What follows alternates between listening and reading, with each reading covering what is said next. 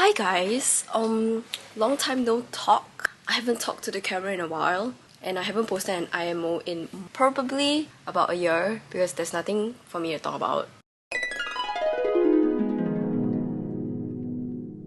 But since I finished my year 1 in university and it was honestly such an interesting, wild and fun ride that I need to like share my experience and make sure you guys know what to expect. Like, I hate it when I go into somewhere and I don't know like what to expect. If you're going to NUS, this video will probably help you the most. If you're not, if you want to continue watching, you shall.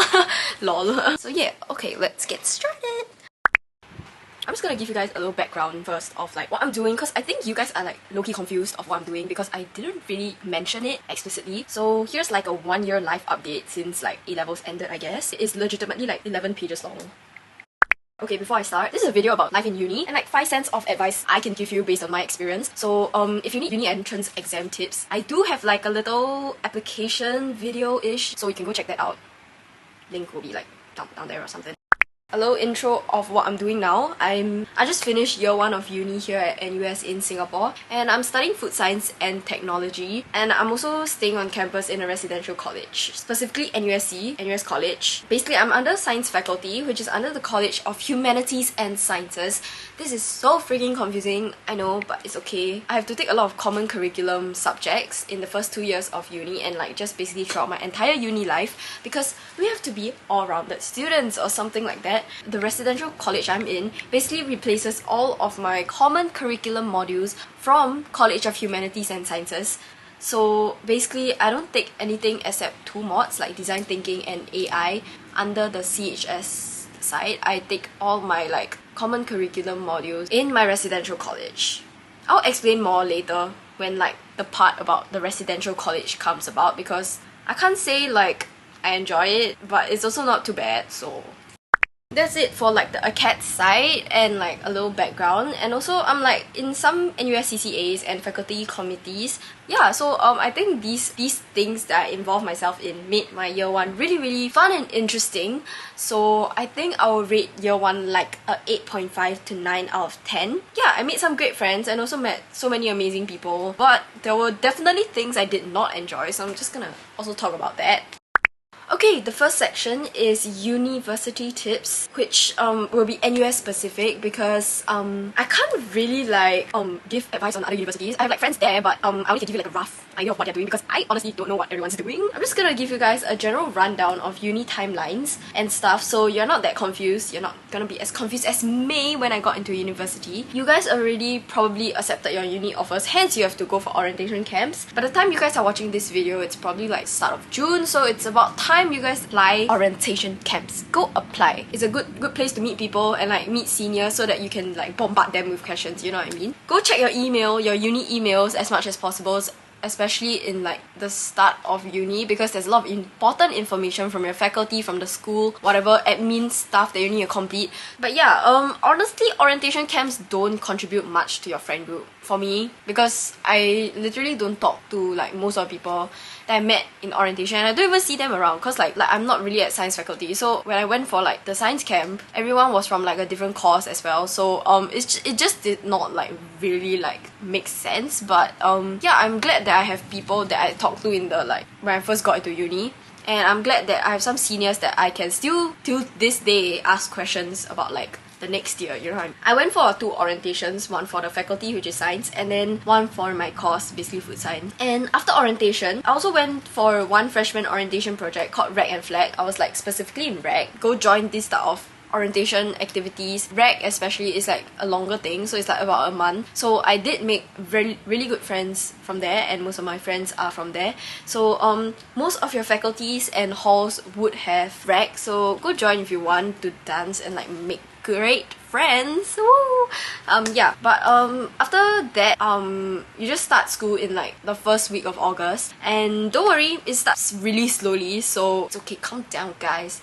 just letting you know how uni schedule works, I guess. It differs from school to school, but there's about like 13 weeks of school, and there's normally a term break and a midterm exam after or before the term break, depends on the university. NUS does it such that you have like a reading week before your exam week, but other schools have like an exam week and then like a break after the exam. And then at the end of the sem, you will have submissions and final exams, so that's kind of it. Next, I think this is more like NUS specific, but I believe that SMU also has like a bidding system. But for NUS, you can use NUS mods, NUS mods, and you can find modules, the modules lecture, lab, practical, tutorial timings. They can fit into your timetable. So basically you plan your entire timetable yourself, unless you have like a pretty fixed like schedule because of your course or something. You can plan per sem and then you just bid for the modules like based on your plan. And like for tutorial bidding and like lab, you need to, if there's more than one slot, right, you need to like rank them so that you can at least get the class, and you make sure that they can also like fit in your timetable. I don't know how to explain this, but you just have to play around with NUS mods to find out more. Okay, next is the credit system and GPA. Normally you take like 20 modular credits in one semester, so that's like 5 modules. So far, I haven't overloaded. So overloading is basically you go beyond these 5 modules. So it has been pretty chill. But yeah, you take 5 and then you can overload up to 32 MCs. Wait, I'm pretty sure you can go up to 36 or something. Or you can go beyond that, but you have to appeal. This semester that I just completed, I was supposed to take 6 modules, but one of them, like, I realized I had to go overseas for like 3 days during reading week, and during that reading week I was like preparing for a production, so there's no way I'm going like overseas during that time. It's crazy. I dropped that module at the start of the sem. I'm just gonna take it like in the future. And your GPA gets revealed with your result at the end of the semester. Right now I'm waiting for my like sem 2 results. Freaking nervous. I'm probably gonna get like B for everything, and then I must like deal with it. By dealing with it, I mean SU. So in NUS, there's this powerful thing called SU. Basically, it does not like, it's not included in your GPA. And I think you can SU 32 units in total, so that's 8 modules.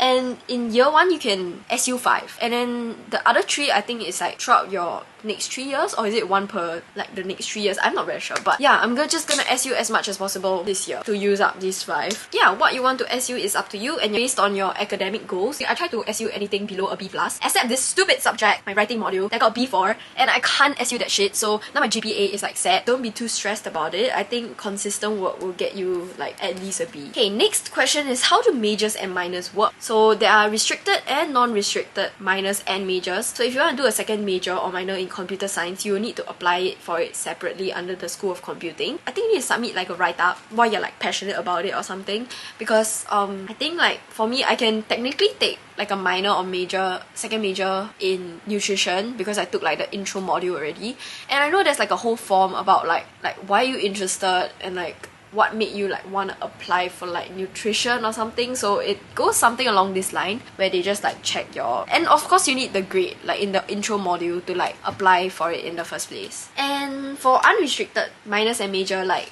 for example like data science and analytics, you can just declare it with the academic declaration before the semester starts. And yeah, every semester you must like declare your academic plan or something, and that will be in like the official email that NUS sends you, so don't worry about it, just read your emails. Okay, next is how to bid your modules. Once again, keep a lookout in your emails for like module bidding information, because there's more than one round of bidding, and each round there might be like a limitation of what you can bid for, I think. So I'm a bit confused, but it's okay. Just ask your seniors for help. And there's a website called CourseRag, and you basically bid your mods there. It looks like a website that came out of like 2009. Yeah, it looks very old, and like it looks like it can get hacked anytime, but I'm pretty sure it's pretty safe, so just use that. Okay, next is chaS modules and bidding. So I mentioned earlier that I don't take chaS modules except AI and design thinking. Right, so something to add on is that I think that it's based on your matriculation number or your student ID number or something like that. It's based on your student ID, like the last digit. It depends whether you're even or odd number, and they'll like assign you different baskets of common curriculum mods. So you can like see the like study plan I have on screen right now, which is for food science actually. And if you can see, there's like the pair 1 and pair 2. Can kind of see like how they distribute the chaS mods. But this like study plan is kind of only skewed towards food science because we kind of take all our common curriculum mods in the first 2 years and then our core modules at the end of our uni life. So it might differ for your course, so go look for your own courses like study plan. Okay, next is academics. First question is, why did I choose food science? Honestly, a question that everyone will ask if you say you're in food science. Why do you take food science? Because I like food. That's literally it. And I was interested in food packaging. Hence I took food science. But am I interested in food packaging now? I don't know. Okay, next is, how is studying FST in NUS? It is pretty chill right now, but I know I'm gonna die in later years, like in year 2 to year 4, because I've only taken 2 modules so far. One intro module, which we must take before we take anything else. So I couldn't take anything else in semester 1 anyway. So I took the intro module to food science. And then in sem 2, I took the intro module to nutrition to clear one of my 2K modules. Yeah, because they're both intro modules. They're like troll. I don't know how to feel about them. I enjoyed it more than the common curriculum, definitely. So I was like low-key passionate about like these 2 like intro modules I was doing. But at the same time, I didn't really like feel like I was learning anything. Like for these both, like we didn't even have midterm examination. We just had like a final exam. But for nutrition, I realized through this module that I do not want to pursue nutrition at all. Although that wasn't even my plan in the first place. But I was like, okay, if I'm like legitimately interested in nutrition through this module, I'll like go explore it more. But no, I don't want to take it as a second major or minor. Next is what I like and dislike about NUS FST. I think the community is pretty slay because the batch is like 55 people or something. So basically, everyone knows each other and you meet like almost everyone through the orientation camps. One downside is I think the lecturers, like any other courses to be honest, are like a hit or miss. So the nutrition module is taught by this amazing professor, and then I hear from seniors it's like, oh, that's the best you can get. I'm like, oh shit! I think it's like a universal problem. It's not just like food science specific, but yeah, that's what I hear from like my seniors. Okay, next is on food science awards and scholarships. So I think you can try for scholarships throughout your uni life, like those like mid-sem or something like that. But the ones that you apply before uni starts are probably already closed, unless you can find like some other scholarships that haven't closed their application yet. But yeah, just search around. But I think there's a wide variety of scholarships and awards available for the amount of people that are in food science. So if you want to go for like a very food science specific like scholarship, I think there's a good chance you might get it, but you must also like have a good portfolio in the first place. Next is the workload heavy in uni? So for me, as I said previously, it hasn't hit yet because I have just taken a lot of like common curriculum modules from my RC, and because I'm just doing the bare minimum to use up my SUs for like these common curriculum modules, I barely read the reading, so my workload is pretty low.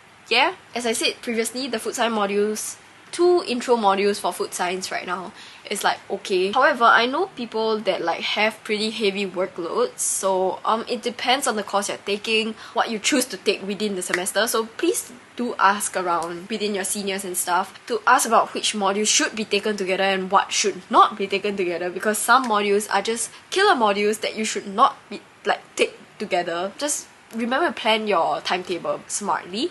On the subject of timetable, I'm gonna tell you guys like how many days of school and how long are my school days.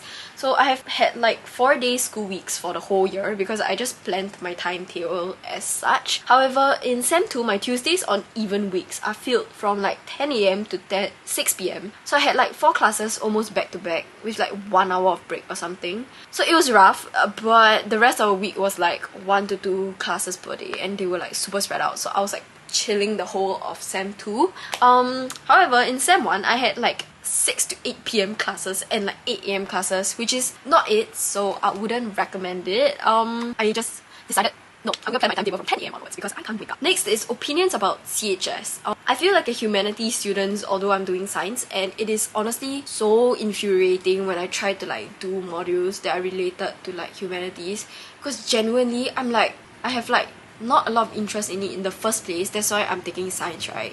And then you're forcing me to take like these humanities subject. I know it's good to like a certain extent. Every time I go for their classes, it's just like I don't feel like interest in whatever they're talking about, so I just switch off and I'm just going on Telegram or like doing my own shit. I don't see the point in that, but I guess I learned like 1 or 2 things. Yeah, from most of my friends, I think most people think the mods are quite a bore and everyone basically dreads them, but I think that it's quite chill. Like it's not like a very it doesn't really stress them out. Maybe because we are all like science students, but I'm not very sure about how the other people view it. But okay, next is what were some courses that you took this year having zero background in? I took CS and then S, which is basically an intro to Python course, and basically from compared to like the previous years and semesters, they simplified it a lot, so genuinely it was manageable at the end. But yeah, I tried to like learn a bit of Python before enrolling in the course. But also other things that I don't have any background in is all the common curriculum modules, basically all the literature and stuff that I had to take. I was just there like, I hate philosophy and like whatever they're talking about, I think people should not think that much.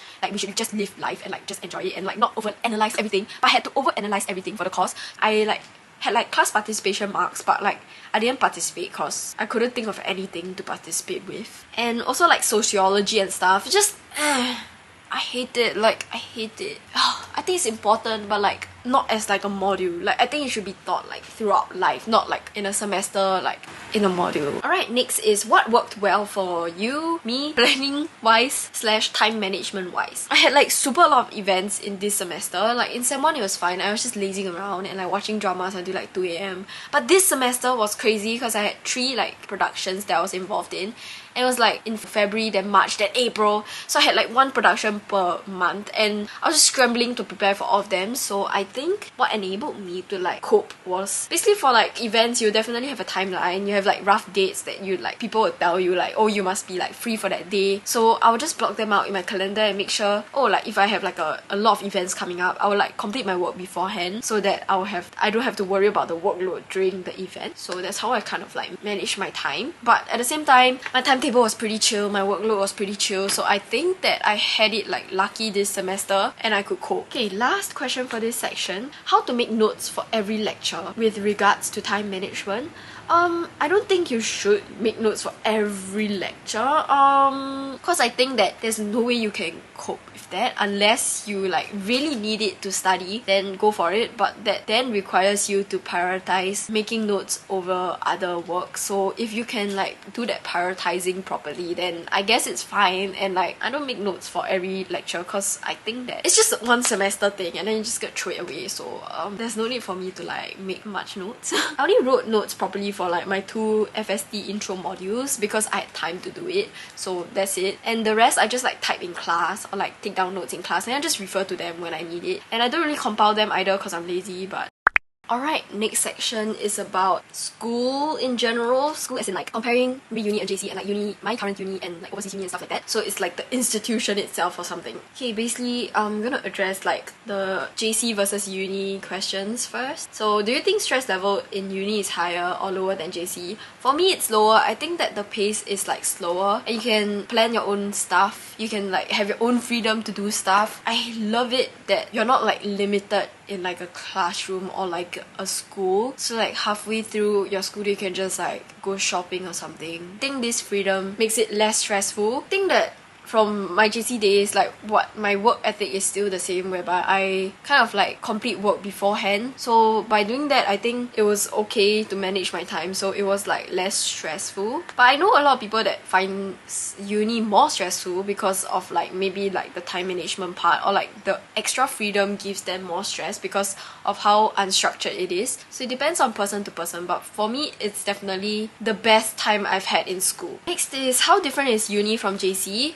Regarding effort versus payoff plus like academic rigor and workload. Uni's effort payoff is like, I don't know, I wouldn't say better, but like similar to JC, but like in a different way. So in JC, for example, like you study super hard for like this exam and then you just like get a like C. But in uni, it's more of like you might be putting in a lot of effort but your group mates aren't. So that's a whole different like way of like effort versus payoff kind of thing. I would say the effort wise is a bit lower because I think JC is more intense, but in uni is more like relaxed, and I think most people just study last minute, so you're like okay. I think for me effort versus payoff is higher because you have like different components, right? So I think that by focusing on these small components and then it builds up to a final grade is like more beneficial for me because I do consistent work. So if you're the type of person that does consistent work, you'll find like uni effort versus payoff better than JC, I guess? Because JC is just like a final exam. So yeah, some people might have different views, but it depends on your work style. Okay, next is, would you have applied for overseas uni/private unis? No, because I didn't research. So I genuinely can't see the appeal, and I think that the expenses would be too much. And I think that if I went to like a overseas university, there will be like an even lower chance for me of getting a scholarship. So I'm really glad that now I have like the school scholarship.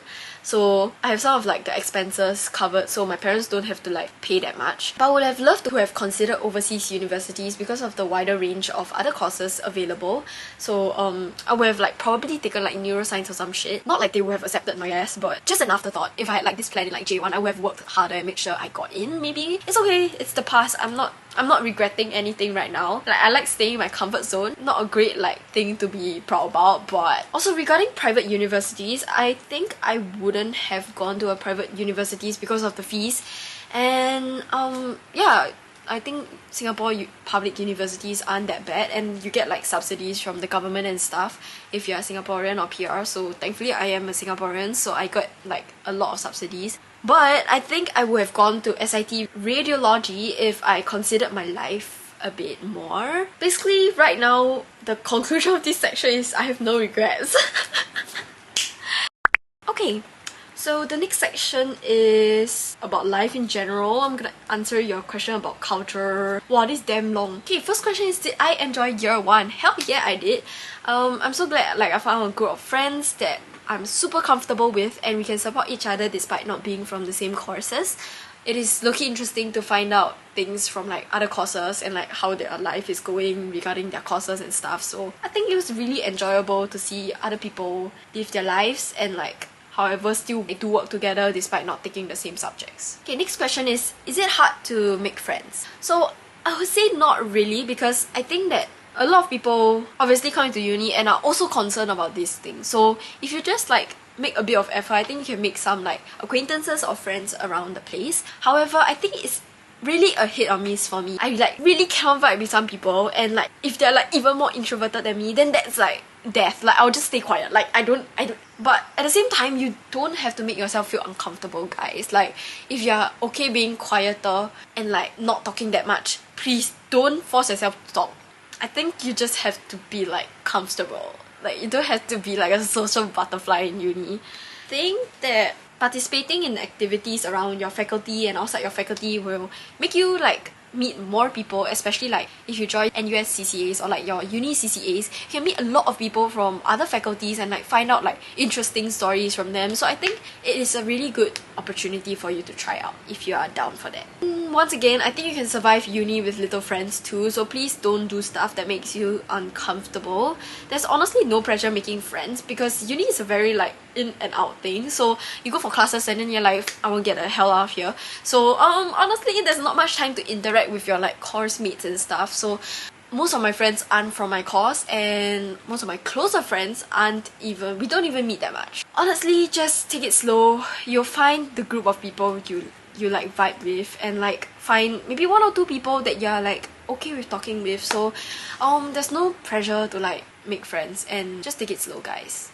Okay, next is, how is uni culture like? Because there might be some concerns about you not being able to make friends, right? So as I said earlier, there's like, it's a very in and out kind of vibe, like you just want to get out of the class and stuff. But also at the same time, I think that orientation camps aren't what's this called, like accurate representation of how uni culture is like, because I mean orientations would be super high and I'm not the high type of person, so my entire orientation group was like snooze as hell. So we just sat there and we're like, oh shit, like we're just like not down to scream and stuff. So I think that it just depends on the people you're with, and there's honestly no pressure to join them, but maybe you want to try something different during uni and like step out of your comfort zone. Maybe that's something you want to do as well. I think most people are like you and me. Everyone just wants to find a group of people that they vibe with, right? So don't worry, you'll definitely find a group of people, be it in the first year, second year, or third year, or even in the last year. So there's no like hurry to find like a super close group of friends. So just find a few people you can like text, like ask your questions to, or like talk to during class, and yeah, I think it's all good. I think you guys will survive. Okay, next is how do you integrate into the community with few friends coming into NUS with you? I did have like a few acquaintances or like friends that are coming into NUS with me last year. However, they weren't really close, but I think the only reason I went for my faculty camp was because like one of my acquaintances, like my friend's friend, invited me. So I was like, okay, let's go. Cause like if you need someone to go with, I'll just go with you. So we just went, and then yeah, that was like one of the best impromptu things I've ever done. Cause I signed up for the camp on like the last day or something. So yes. But it was still a nerve-wracking experience because I haven't really met the friend's friend before. So when I went to meet the friend's friend before even going for the camp, that was nerve-wracking in the first place. And then I had to go meet new people after meeting a new person, which is even more stressful. And oh my god, it's just not a fun time. I don't really like orientation camps. Okay, next is work-life balance in university. I think there's no balance. You either play too much or you need to cram or rush assignments or submissions or studying. So it's like, it's a balance, kind of, because there's two extremes.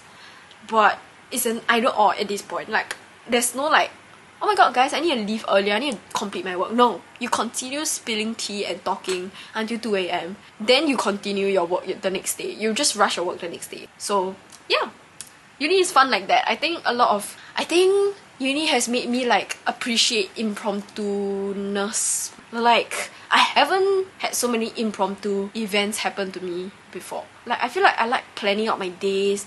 The day before I must know what I'm doing the next day so that I'll like sleep properly. But no, in uni I just wake up, I'm just like whatever, I'm just gonna do whatever I want and then see where things go. So I think that uni has like kind of changed me in that way, but also it's made my life more interesting and I think I'm enjoying life much more now. Next is how do you spend your time in the weekends with many assignments? So actually I have a manageable workload, so I wouldn't say many assignments, but yeah, I had time to do other things. But weekends are the time where I'm like fighting between napping and scrambling to get work done. It's like the napping problem is such a bad problem. Like, I don't know how to solve it at this point. But I usually go home from my dorms on Fridays/Saturdays, and Saturdays are usually just gone for me because of CCA, and I'm left with Sunday to sleep and just try to get work done. So yeah, after uni started, I became less hard on myself and I just do whatever I want, whatever I can. So if I don't complete work, I'll just accept it. And there's like no teacher that will like mark your work and stuff. So I think there's less pressure on that part, but also you have to make sure like you know what's going on in class. Like, you can't be like halfway through the SEM and be like, oh shit, I like didn't do any single one of my tutorials and I like haven't watched any one of my lectures. Yeah, you just have to manage your time properly. But honestly, I know people who like rush the lectures, don't know what's going on for half the SEM and like still pass or like still do relatively well. So it depends on how powerful your brain is, and my brain not that powerful, so I must do work consistently. Okay, next is on part-time jobs. Do you recommend taking part-time jobs in uni? And yeah, if you need the money and like if you can cope, like especially if you can get a job just lets you work like 1 to 2 days or like 1 to 3 days, you can work during the weekends and like during that one off day that you have if you plan your timetable well. And yeah, next question is, did I work part-time jobs / on campus? I did work like 1 day per week until January this year before I got like way too busy with all the productions and everything that I just stopped. But it was manageable for me because I like had time and I had like that free day that I could work, so I just went to work. And yeah, it was good having some like additional cash and not having to depend on my parents, because now it's a bit rough. Like, I feel like a burden. Like, I'm too busy to go work now because I still have like other commitments, although it's summer. But yeah, during that time when I was working, it was pretty interesting. I think it added some spice into my life because I was feeling like I wasn't doing much with my life. So I think it was interesting, and I think it's recommended. And I think there's like definitely part-time jobs you can find on campus because there's a lot of stalls, right? You can just, I don't know, ask. But I think there will be opportunities on campus also lah. And I think that there's a lot of events that you can be like tour guides and stuff for events for like your uni tour, uni open house or whatever. And they actually pay you not bad. Like, it's like a $12 to $13 per hour, I think. You can be in the mascot and then like they'll pay you like 12 per hour. So you can just keep a lookout for this type of things lah. Okay, next is how do you manage sleep and study? I either have like 6 hours of sleep or like more than 8 hours of sleep. There's like no in between except like a few weeks where I like try to adjust my sleep schedule, but yeah. But honestly, I just try to sleep as much as possible because I can't really function if I don't sleep. So I'm not the type of person that can like function less than 5 hours sleep, so I make sure I get at least 5 hours of sleep. But I realized actually there is time to like sleep unless I'm out like eating supper or like talking shit with my friends for like until like late hours into the night. So honestly, it's a me problem. It's not really schoolwork that makes me stay up, except like the 1 or 2 times where I like really need to rush stuff. And plus points, if you stay on campus like me, your sleep schedule is destined to be messed up. Okay, next is about CCAs. I'm just gonna talk about CCAs and how hard they are to get in. I mean, like 2 NUS CCAs, it is actually subjective and based on the CCAs, cause some CCAs are more recreational and some are more beginner friendly, etc, etc. So it really depends on which ones you want to like look into. Yeah, a lot of CCAs are beginner friendly, so just go for their trials, go for their auditions. There's no harm trying because it's free. Until you get in, then you need to pay. So yeah. CCAs are honestly not that important in uni, so don't worry. No pressure getting into like a whole CCA lah. I think it's like it's a really good place to like make friends outside of your own faculty, so I think it's a good opportunity. And unless you need points to stay in hall, you definitely need to join CCAs in hall. And if you need residence in like PGPR or UTR, you also need like leadership positions to get priority, like stay in the residences. So does CCA in JC matter when getting into halls or joining new CCAs or in general? I don't think so, especially for joining CCAs, because I think that a lot of them are once again beginner friendly, and I think background in the CCA is important if you want to like get ahead, get like captain role or something. But if you just want to experience new things, just go for it. Like there's no need to have like very good background in it. But I think to get into halls, they do look at what you have as your CCA, because I think that for example, if you want to go USOF is like a sports focused hall, and I think that a lot of people applied for USOF but just didn't get in because they didn't have like sports background. Proportion of study/social, and would you recommend it? I would say it's a 50-50 at this point, because I don't really prioritize studies until it's like very urgent, where like I have like assignment due or like test/exam coming up. Would I recommend it? Yes, because it's hella fun. Like if you think you're lacking behind on work, you definitely need to adjust your priorities based on that.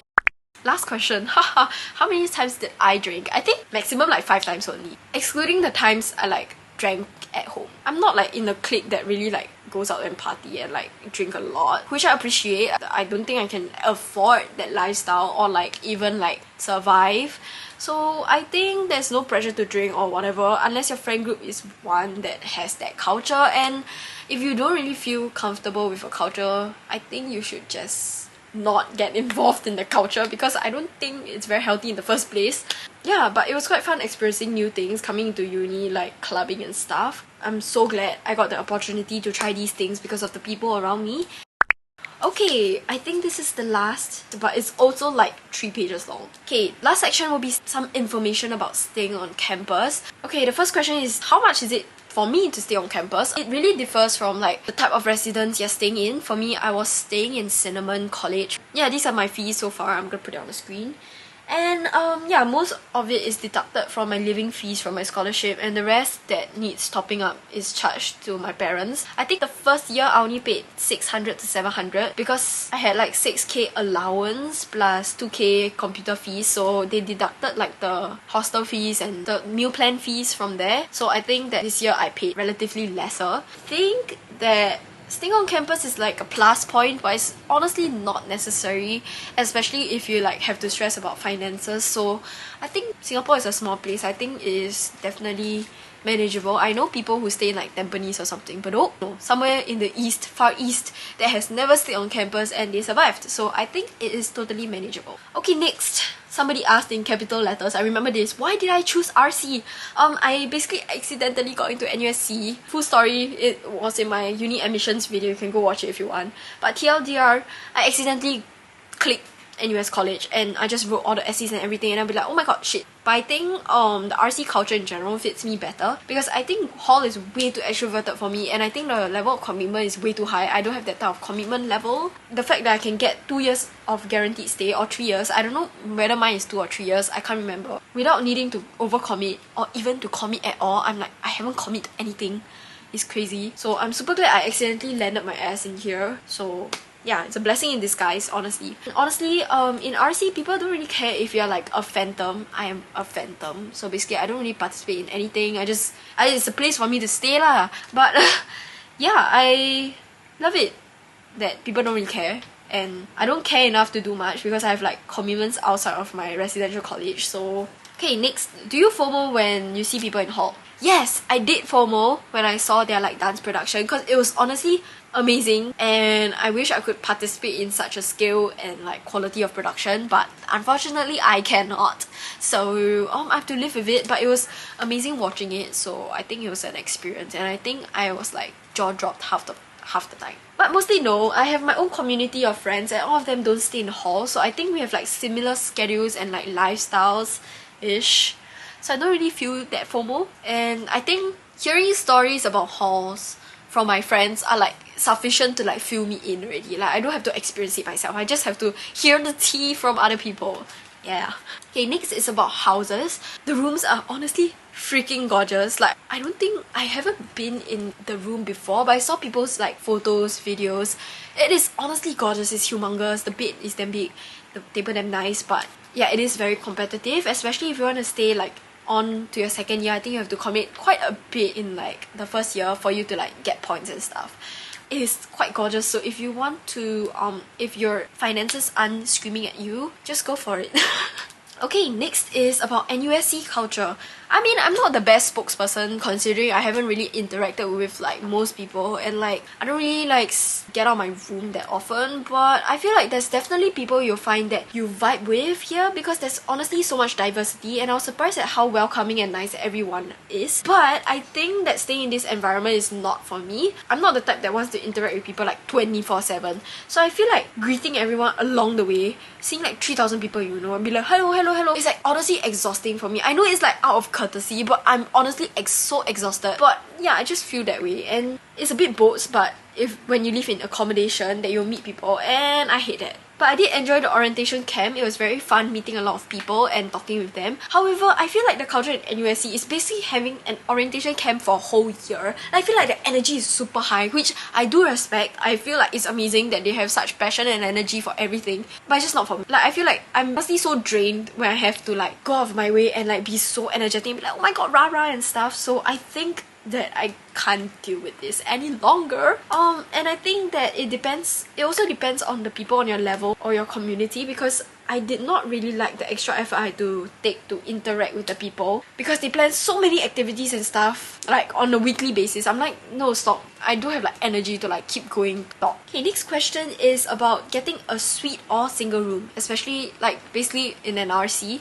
I would recommend a suite because I mean, it's a hit or miss once again. The people I had in my suite were really sweet, and I think I clicked with them relatively okay. We lived in harmony for like the whole year, so I think it's okay. Although I didn't really bond with anyone in the RC, especially on my level, I did make really good friends through my suite mates, so I'm glad I chose a suite because if I were to get a single room, I would have just been alone because I wouldn't have like interacted either way. And if you get a single room, you're kind of like forced to integrate into the level and find your community in the level instead of in the suite.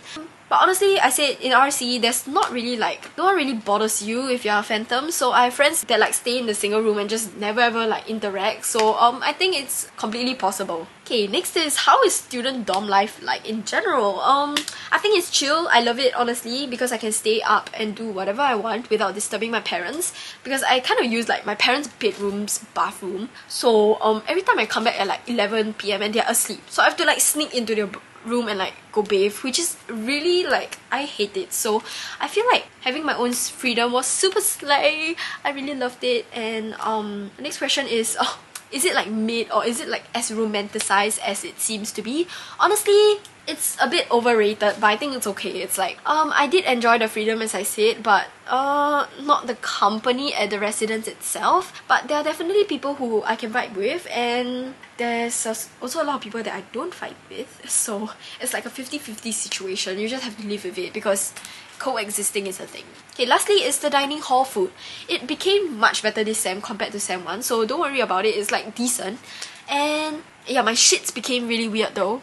TMI increased, like I normally don't eat that much vegetables, and then the dining hall food gives like balanced meal, right? So I think eating more vegetables in the dining hall food make my shits weird. Wait, this is the way I'm concluding the entire video. That's so weird, but okay, dining hall food is alright. Slay! This is the end.